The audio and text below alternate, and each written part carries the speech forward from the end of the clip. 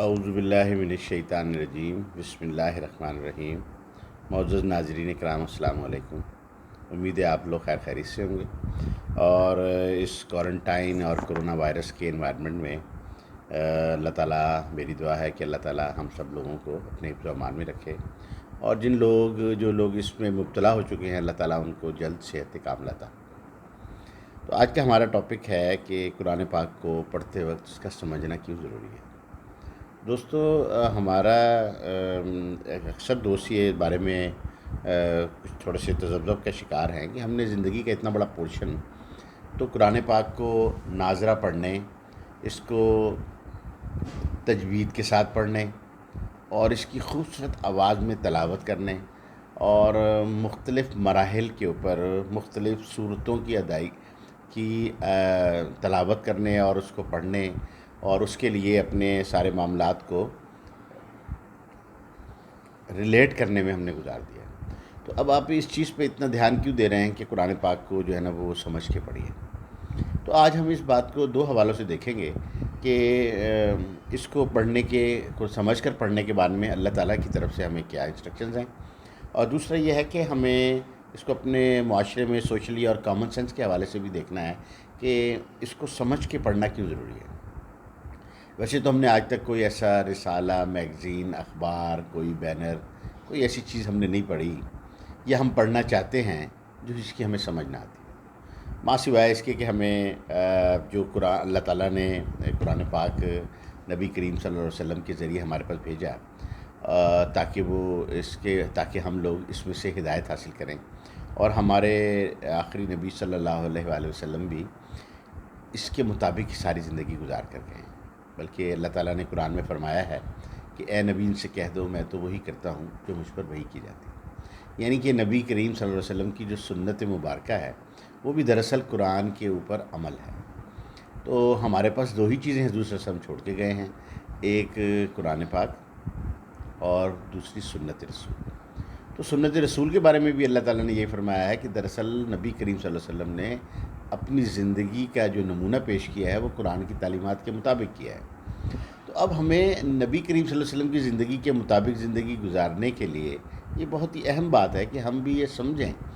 کہ نبی کریم صلی اللہ علیہ وسلم نے زندگی کس کے مطابق گزاری ہے، وہ اللہ کا حکم کیا ہے۔ تو ظاہر ہے ہمیں اس کے لیے کچھ نہ کچھ سمجھنا پڑے گا کہ ہم کیسے ہم اس کے اوپر جو ہے نا وہ عمل کر سکیں گے۔ تو اس کے لیے میں کچھ قرآن کی آیات پہلے ہم دیکھیں گے کہ اللہ تعالیٰ ہمیں اس بارے میں کیا فرماتا ہے۔ تو ہمارے پاس ایک آیت ہے سورہ ابراہیم کی، آیت نمبر 4 ہے۔ اللہ تعالیٰ فرماتا ہے، ترجمہ ہے، رسولوں کو ہمیشہ ان کی قوم کی زبان میں بھیجا گیا تاکہ قوم کے نام اللہ کے پیغام انہیں سمجھایا جا سکے۔ یعنی کہ جتنے بھی انبیاء کرام آئے ہیں وہ اپنی قوموں کے اندر میں سے ہی آئے ہیں اور وہ انہی کی زبان بولنے والے تھے۔ تو اوبویسلی جب ان کے پاس اللہ کا پیغام آتا تھا تو وہ انہیں انہی کی زبان میں سمجھا دیا کرتے تھے کہ اللہ تعالیٰ اس قوم سے کیا چاہتے ہیں۔ تبھی تو وہ ان سے اس کا بدلہ تصور کرتے تھے، ایکسپیکٹ کرتے تھے کہ اس کے جو اللہ تعالیٰ کی ہدایت آئی ہے یا جو بھی اللہ تعالیٰ کا کلام نازل ہوا ہے اس نبی کے اوپر، تو اس کے مطابق وہ قوم عمل کرے۔ اب یہی چیز اللہ تعالیٰ نے ہم سے بھی امید کی ہے کہ اللہ تعالیٰ کا پیغام ہم تک پہنچا، اور اس کے لیے نبی کریم صلی اللہ علیہ وسلم نے اپنے دور میں جتنے بھی لوگ تھے ان لوگوں کو تو انہوں نے عربی میں سمجھا دیا، کیونکہ اللہ تعالیٰ فرماتا ہے کہ جب نبی کریم صلی اللہ علیہ وسلم تلاوت فرماتے تھے تو تلاوت وہ صحابہ کرام کو سمجھ بھی آتی تھی۔ تو اب ہمارا یہ مسئلہ بن گیا کہ ہم تو اردو جانتے ہیں، ہماری تو زبان عربی نہیں ہے، اور ہمارے پاس جو اللہ کا کلام آیا ہے وہ عربی میں آیا ہے۔ تو حضور صلی اللہ علیہ وسلم نے اپنے دور میں بھی جو ارد گرد کے علاقے میں جہاں پیغام بھیجنا ہوتا تھا، یا جو لوگ غیر عربی اجمی لوگ جو ایمان لے کے آئے تھے، ان کو قرآن پاک کے ترجمے یا جو بھی کلام الہی تھا اس کے ترجمے کا اہتمام کر دیا گیا تھا۔ یعنی کہ ان لوگوں کو ان کے تراجم جو ہے نا وہ مہیا کرنے شروع کر دیے گئے تھے یا اس کا اہتمام کر دیا گیا تھا۔ تو آج بھی ہمارے پاس اللہ تعالیٰ کا شکر ہے کہ ہم کلام الہی، اللہ تعالیٰ کا کلام جو ہے وہ دنیا کی ہر زبان میں موجود ہے، اور بلکہ ترجمہ ہی نہیں موجود ہے بلکہ علماء نے تو اس پہ اتنا بھی کام کیا ہے کہ اس کی بے شمار تفاسیر بھی موجود ہے۔ بہرحال ابھی ہم تفاسیر کے اوپر تو ہم ابھی ڈسکس نہیں کریں گے. ابھی تو ہم صرف یہ ڈسکس کر رہے ہیں کہ اللہ تعالیٰ نے جو اپنا کلام ہے وہ ہمیں پہنچا دیا، اور ہم تک اللہ کا شکر ہے کہ اس کے ترجمے بھی پہنچ گئے تاکہ ہم اسے سمجھ سکیں اور اس کے مطابق عمل کر سکیں. اسی طرح ایک اور جگہ پر اللہ تعالیٰ فرماتا ہے، سورۃ النساء ہے، آیت نمبر 43، 43 نمبر آیت ہے. اس میں اللہ تعالیٰ فرماتا ہے، ترجمہ ہے، اسی طرح نماز اس وقت پڑھنے کا حکم ہے جب نماز پڑھنے والا سمجھے کہ وہ کیا کہہ رہا ہے. یہ بھی قرآن کی آیت ہے، 43 نمبر آیت ہے سورۃ النساء کی. یعنی کہ نماز اس وقت پڑھنے کا حکم ہے کہ جب اسے نماز پڑھنے والے کو یہ پتہ لگے کہ وہ جو کچھ نماز میں پڑھ رہا ہے اسے وہ سمجھ بھی آ رہا ہے. یعنی کہ نماز اصل میں دراصل اللہ تعالیٰ سے ایک درخواست ہے ہماری، جو نبی کریم صلی اللہ علیہ وسلم نے ہمیں اپنی سنت کے ذریعے سکھائی ہے کہ آپ نے اللہ تعالیٰ سے درخواست اس طریقے سے کرنی ہے، اس طرح عبادت کرنی ہے، اس طرح عاجزی سے کس موقع پر کیا بات کرنی ہے. تو اللہ تعالیٰ نے ہمیں اس چیز میں ہمیں انسٹرکشنز دی ہیں کہ ہمیں نماز اس وقت پڑھنی چاہیے جب ہمیں اتنا ہوش ہو کہ ہم جو کچھ بھی بات کر رہے ہیں وہ ہے کیا. اس کا مطلب ہے کہ نماز کو بھی ہمیں سمجھ بوجھ کر ہی پڑھنا چاہیے. یا جو بھی لوگ ہمارے دوست نماز پڑھتے ہیں ان کو نماز میں کہے جانے والے الفاظ کا مطلب بھی پتہ ہونا چاہیے. اس بات سے بھی ہمیں یہ سمجھ آ گیا کہ ہمیں قرآن کو سمجھ کر پڑھنا چاہیے. لیکن اس چیز پہ جو ہے وہ ہمارے ہاں بہت کم کام ہے. ہمارے بہت سارے دوست نمازی ہیں، لیکن شاید ہی ہمارے 10% لوگ ایسے ہوں کہ جن کو نماز کا ترجمہ ہے. تو دوستو یہ بڑا عام مشکل کام نہیں ہے. نماز کے تراجم کی چھوٹی چھوٹی سی بکلٹ ملتے ہیں بازار میں، آپ نماز کا ترجمہ خریدیں تو آپ کو پھر پتہ لگے گا کہ آپ نے قیام میں اللہ تعالیٰ کے حضور کیا بات کی ہے، رکوع میں اللہ تعالیٰ سے کیا عرض کی ہے، سجدے میں اللہ تعالیٰ کے حضور آپ نے کیا درخواست کی ہے. تو یہ جب قیام، رکوع، قعدہ اور سجدے میں آپ کے بیٹھنے اور اٹھنے میں آپ نے جو بھی تسبیحات پڑھی ہیں، اگر آپ کو ان کا جب مطلب پتہ ہو جائے گا تو آپ کی روح کا ایک ایک انگ حضور کے، اللہ کے حضور عبادت میں ہوگا. تو آپ کو پتہ لگے گا کہ وہ نماز کیسی نماز ہے جس میں آپ جب 2 رکعت 4 رکعت نماز پڑھ کے اٹھتے ہیں تو آپ کی روح کا ایک ایک انگ جو ہے وہ نماز کی ادائیگی میں اٹھتا ہے. اور ارد گرد کی باتوں میں بھی پھر ہمارا دھیان نہیں جائے گا، کیونکہ جب ہم کوئی بات کسی کی اپنی زبان میں سن کے سمجھ رہے ہوتے ہیں تو ہمارا دھیان ایک اسی وقت ہوتا ہے، کیونکہ یہ دماغ کی کوالٹی ہے، وہ ایک وقت میں ایک ہی بات کو اٹینڈ کر سکتا ہے. بعض اوقات ایسا ہوتا ہے کہ ہم بات سن رہے ہوتے ہیں، دیکھ اس کی طرف رہے ہوتے ہیں، لیکن ہمارا دماغ کہیں اور ہوتا ہے، ہمیں پتہ ہی نہیں چلتا کہ ہمارے سامنے میں بیٹھے والے شخص نے ہمیں کیا کہا. تو لہٰذا نماز کے لیے ادائیگی میں ہمارا نماز کو بھی سمجھ کر پڑھنا بہت ضروری ہے. وہ کہ نماز تو عربی میں ہی پڑھی جائے گی، لیکن ہمیں اس کا اگر ترجمہ آتا ہوگا تو ہمیں وہ افہام کی، یعنی کہ سمجھنے کی جو ہے نا وہ کیفیت پیدا ہو جائے گی. اسی طرح ایک اور جگہ پہ اللہ تعالیٰ فرماتا ہے، نبی کریم صلی اللہ علیہ وسلم سے اللہ تعالیٰ نے فرمایا کہ ان سے کہہ دو، کیا میں اللہ کے سوا کوئی اور فیصلہ کرنے والا تلاش کروں، حالانکہ اس نے تمہاری طرف واضح المطالب کتاب بھیجی ہے. اس سورہ انعام کی آیت نمبر 114 ہے.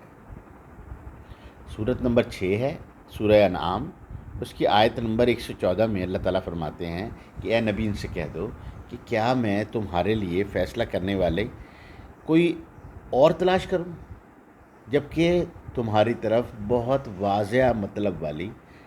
ڈیٹیل میں ڈسکس کی ہوئی ایک کتاب اللہ تعالیٰ نے ہمارے پاس بھیج دی ہے. یعنی کہ اس کا مطلب یہ ہے کہ ہمیں اپنے عام زندگی میں جو بھی معاملات اور جو بھی فیصلے کرنے ہیں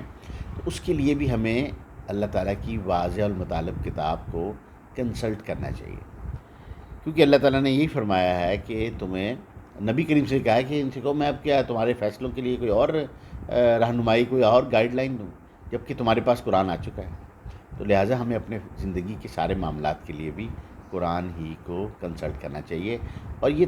تبھی کنسلٹ کرنے سے مراد یہ ہے کہ ہمیں اس کو سمجھ کے پڑھنا چاہیے. لیکن ہمارے ہاں عموماً یہ بات کہی جاتی ہے کہ قرآن ہم جب پڑھتے ہیں تو ہمیں سمجھ نہیں آتا. قرآن کی جو ہے نا وہ اور کچھ لوگوں نے کچھ ہمارے دوستوں نے بھی یہ بات معروف کر دی ہے کہ جی آپ قرآن پاک کو جو ہے نا آپ خود سمجھ کر نہ پڑھیں، ترجمے سے نہ پڑھیں، آپ اس کو پڑھ کے گمراہ ہو جائیں گے، کیونکہ قرآن خود فرماتا ہے کہ اس سے بہت سے لوگ گمراہ ہوتے ہیں اور بہت سے لوگ ہدایت پاتے ہیں۔ لیکن یہ بات پوری نہیں بتائی جاتی، اس کی وجہ بھی یہی ہے کہ ہم نے خود قرآن کو سمجھ کے نہیں پڑھا۔ قرآن کی جو آدھی بات سمجھائی جاتی ہے، اس کے بعد آگے اللہ تعالیٰ فرماتا ہے کہ اس سے گمراہ تو وہی لوگ ہوتے ہیں جو کہ فاسق ہیں، جھوٹے ہیں، حد سے گزرنے والے ہیں لوگ ہیں، وہی لوگ اس سے گمراہ ہوتے ہیں۔ قرآن تو گمراہی کے لیے نہیں، قرآن تو ہدایت کے لیے آیا ہے۔ تو اس کے بجائے اللہ تعالیٰ نے قرآن میں سورہ قمر کے اندر ایک ہی بات کو 4 مرتبہ ریپیٹ کیا ہے، اس بات کو سمجھانے کے لیے کہ تاکہ ہم لوگوں کی باتوں میں نہ آ جائیں، شیطان کی باتوں میں نہ آ جائیں کہ قرآن ہمیں سمجھ نہیں آئے گا۔ اللہ تعالیٰ نے فرمایا ہے وَلَقَدْ يَسَّرْنَا الْقُرْآنَ لِلذِّكْرِ فَهَلْ مِن مُدَّكِرٍ، یعنی کہ اور ہم نے اس قرآن کو سمجھنے کے لیے آسان کر دیا ہے، تو کوئی سوچ سکے۔ یہ بات اللہ تعالیٰ نے سورہ قمر کے اندر 4 مرتبہ دہرائی ہے۔ تو اللہ تعالیٰ کی بات کی ریپیٹیشن ایک ہی آیت کے اندر 4 مرتبہ کا مطلب ہے کہ اس بات پہ اللہ نے سب سے زیادہ زور دیا ہے کہ اللہ تعالیٰ نے اس قرآن کو بہت آسان کر دیا ہے ہمارے سمجھنے کے لیے۔ تو ہمیں اللہ تعالیٰ نے کہا ہے کہ ہے کوئی سوچنے سمجھنے والا۔ تو دوستو، یہ ایک بہت اہم ٹاپک تھا۔ آج میں نے یہ کوشش کی ہے کہ ہم اس چیز پر دھیان دیں کہ قرآن کو ہمیں سمجھ کے پڑھنے کی کیوں ضرورت ہے، تاکہ ہم اپنی زندگی کے معاملات اس میں سے دیکھ سکیں اور ساری زندگی کی ہدایت اور رہنمائی۔ جب ہم چلتے چلتے کسی ایک چوک پر پہنچے جہاں آگے 4 سڑکیں چل رہی ہوں، تو اگر ہم سمجھ کے چلیں گے تو ہمیں پتہ ہوگا کہ ہم نے رائٹ جانا ہے تو ہم کدھر پہنچیں گے، لیفٹ جانا ہے کدھر پہنچیں گے، سیدھا جائیں گے تو کہاں پہنچیں گے۔ یہی صورتحال قرآن کی ہے کہ زندگی گزارنے کے لیے اللہ تعالیٰ نے ہمیں جو ڈائریکشنز دی ہیں، ہدایات دی ہیں، وہ اس قرآن میں موجود ہے۔ تو ہم یہ سمجھ کے پڑھیں گے تو ہی جو ہے ہمیں آ سکیں گے۔ تو دوستو، اس کے لیے ایک بہت میں آپ کو چاہتا ہوں کہ ایک دوست اکثر کہتے ہیں کہ ہمیں قرآن پاک کا ترجمہ سمجھ میں نہیں آتا، تو کوئی ہمیں قرآن پاک کا ایسا ترجمہ بتائیے جس میں قرآن با محاورہ ہو اور مفہوم کا کنسیپٹ ہو اس کے اندر جو بھی آیت ہے۔ تو اس حوالے سے آپ جن دوستوں کو بھی قرآن کا ترجمہ چاہیے، تو میری طرف سے ایک آفر ہے کہ آپ لوگوں کو ہم فری آف کاسٹ قرآن کا ترجمہ آپ کے گھر پہنچائیں گے۔ تو جو بھی دوست چاہیں وہ مجھ سے رابطہ کر سکتے ہیں۔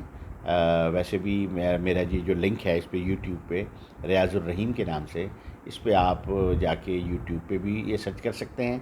وہاں پہ آپ سبسکرائب بھی کریں، اور اگر آپ پسند کریں تو اس کو لائک بھی کریں، اور وہاں پہ ہمارا جو کانٹیکٹ نمبر ہے، ای میل ایڈریس ہے، اس پہ بھی آپ ہمیں سینڈ کر سکتے ہیں۔ آپ اپنا مکمل ایڈریس سینڈ کیجئے، ہم انشاءاللہ تعالیٰ پاکستان میں جہاں بھی ہوں گے ہم کوشش کریں گے یہ آپ کو فری آف کاسٹ ڈلیور دیں،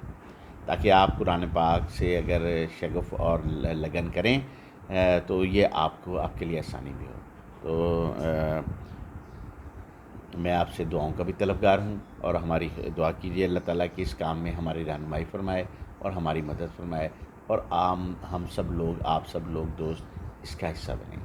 فی امان اللہ، السلام علیکم۔